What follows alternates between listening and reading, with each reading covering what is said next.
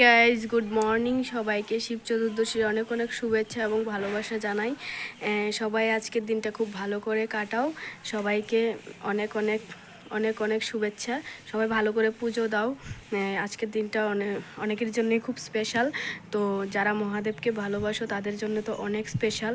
তো আজকে সবার জন্য অনেক অনেক অনেক শুভেচ্ছা রইল। ভালো করে পুজো দাও সবাই, শিবের কাছে বর চাও, অনেক বড় বড় বর চাবে। তো তোমাদের জন্য অনেক অনেক ভালোবাসা রইল আমার তরফ থেকে এবং আমার পরিবারের তরফ থেকে অনেক অনেক শুভেচ্ছা। শিব চতুর্দশীর অনেক অনেক শুভেচ্ছা। আজকে আমি পুজো দেবো না, এবছর আমি পুজো করব না, কারণ আমার অনেকটা অ্যালার্জি বেড়ে গেছে, তার জন্য এবছর আমি পুজো করতে পারবো না। তো সবাই ভালো করে পুজো দাও।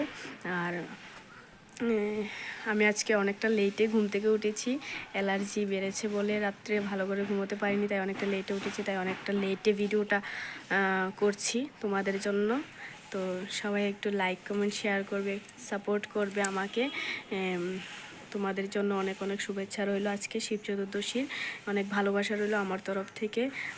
বর চাও, শিবের কাছে বর চাও, কিন্তু শিবের মতো বর চেও না কোনো দিন, তাহলে খুব ফেঁসে যাবে। শিবের মতো বর চাইলে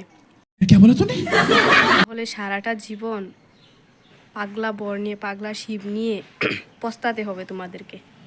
আমার বড় কিছুটা পাগলা টাইপের, তার জন্য বলছি, আমি বুঝি, তার জন্য বলছি শিবের মতো বর চেও না, পাগলা বর।